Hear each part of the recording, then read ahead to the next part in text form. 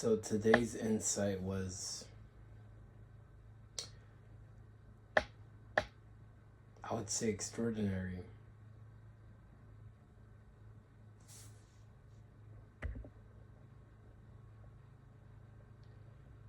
I don't know how to make you comprehend what I'm about to share with you, but I can tell you how clear you can become by knowing that all suffering and all pleasant experience take place in the same zone. So in your mind, when the image of somebody pops up, and please take this insight serious. This insight makes you realize that both the one who creates the negative image of another person and the one who fears that image. So people pop up in your mind, the body reacts with fear. Is that not occurring in the same playground? In other words, is your mind not the one that the mind is fearing? What I am saying is the mind creating that person that the body then generates fear for? Is the mind not creating that from itself? Meaning, is the mind not attacking itself? And realizing that frees you of all suffering. Because all war, all battles, all challenges, all fires occur when the mind, from its own energy, creates an image that from its own energy then creates a different image, a different sort of being, like a mini person, that then fears its other person that it created, like a monster, that person.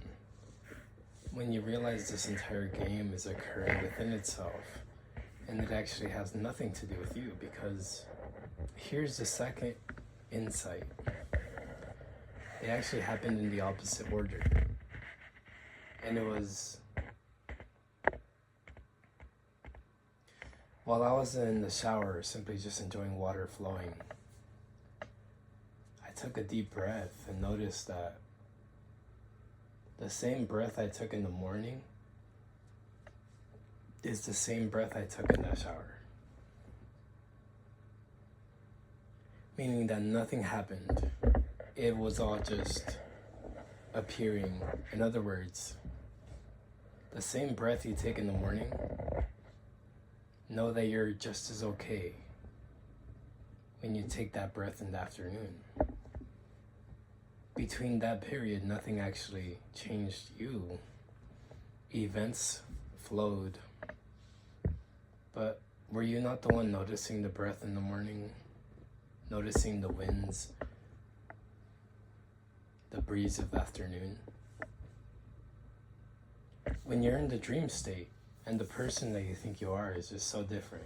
You have different friends, different cousins, and you believe that. You're so convinced that that's you. So I would say on earth, you're equally convinced that this person is you, and you made all these mistakes, and you have all these needs and wants, but none of that is real. None of that can be real. Because what is real never dies. It never goes away. It cannot be destroyed. And the only thing that can remain is the one beyond the person, beyond the entire life that you believe was yours.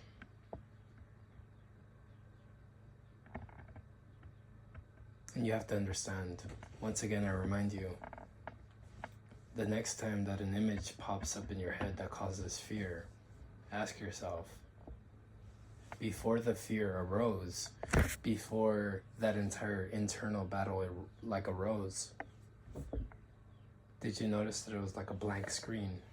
And from that perfect emptiness came this little battle. But somehow, the one who's afraid of that image that pops up is the one, that energy is the same energy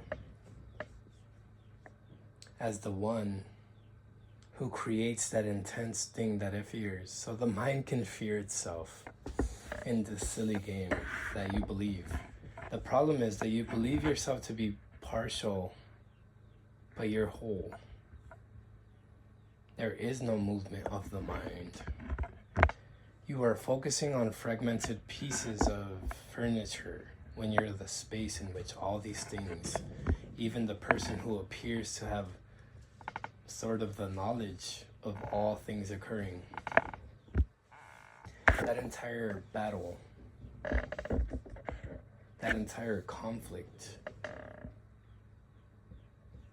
is one with the one who suffers the conflict, meaning the perfect energy that is the only truth is somehow entering the mind and then creating threats for itself.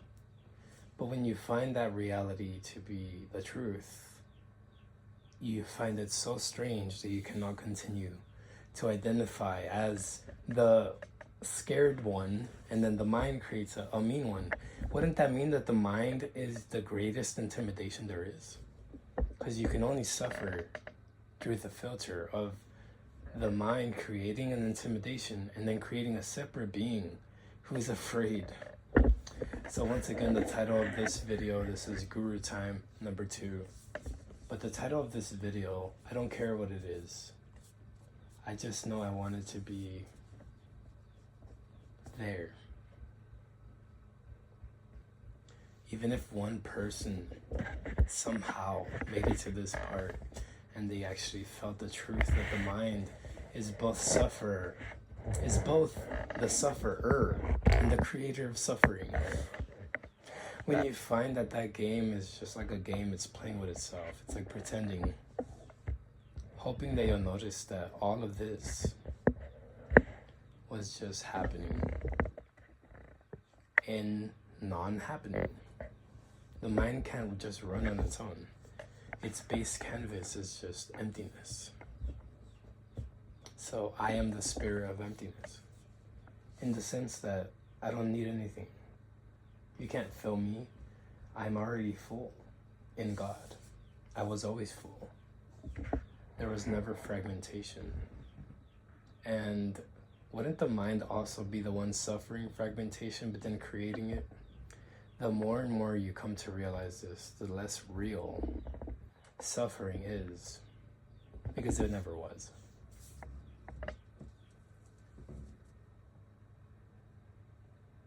The person who suffers and the one who creates the cause for suffering by the perspective and the filters it creates, the sort of intimidation, it holds a memory. All these memories, drop them away, because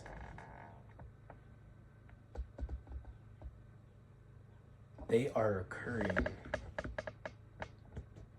but the reality that is actually present holds 0 past. And that's simple.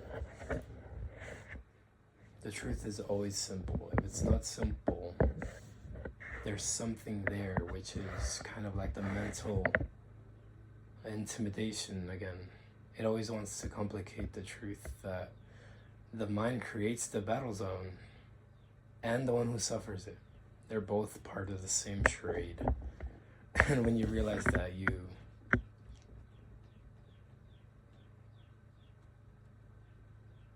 just realize there's nothing to do about it.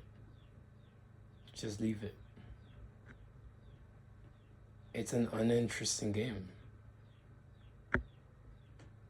Both the people inside of you, right, that you haven't let go of, the people you haven't forgiven, you create them in your head, and then you create a different person suffering them, right? But wouldn't that mean that the mind is suffering its own self? The more you realize this, I emphasize once again, the less you'll be capable of just full-blown panic. It just won't, the mind won't even get far anymore. There's no one for it to get far to, because you've already sort of exposed that the one who suffers thinking, which God can never do, and God is the only truth. Everything else is just like learned behavior. Just leave the mind. When it creates that neighbor that, you know, maybe you feel a certain way about, or whatever thoughts, whatever sort of threat it imagines, the next time that comes up, ask yourself, is the one who's afraid of that threat not the same exact energy in which the mind used to create the threat image? Meaning that they are one. So why is the mind playing that dangerous, sort of corrosive game with itself? You don't want to be involved in it, so you just do nothing. And then somehow, in that clearness is just peace. And you realize there's nothing to fix. Not even a shaky feeling in the body. Because the shaky feelings that the body creates is the same energy in which it creates all pleasant feelings. So you realize now that there's only pure. The pure is the only truth. You don't accept anything but the pure. That the sort of purity of just nothingness. And I don't mean nothingness as a thought.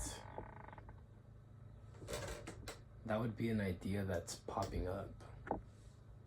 And then you'd have to create a separate being that saw the idea of nothingness.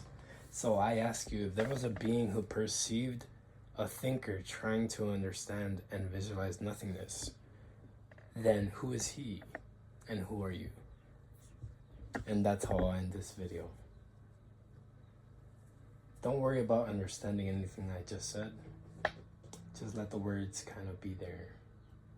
And God will take care of the rest. Like a flower blossoming, it'll just occur. The more you sort of want to relinquish and dissolve. The truth is, just ask yourself, the mind that bothers somebody inside of you, are they not the same and one? They are just a thought. There is nobody that suffers thoughts, but thought itself.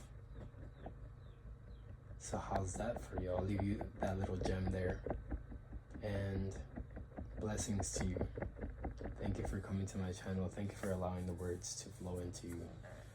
Because now that's like medicine, and it has cured you. You realize the reason you can't escape thinking is because the one who even wants to do anything, escape thinking, is also just thinking, right? So just kind of let go of the entire game. Broken Mystic out.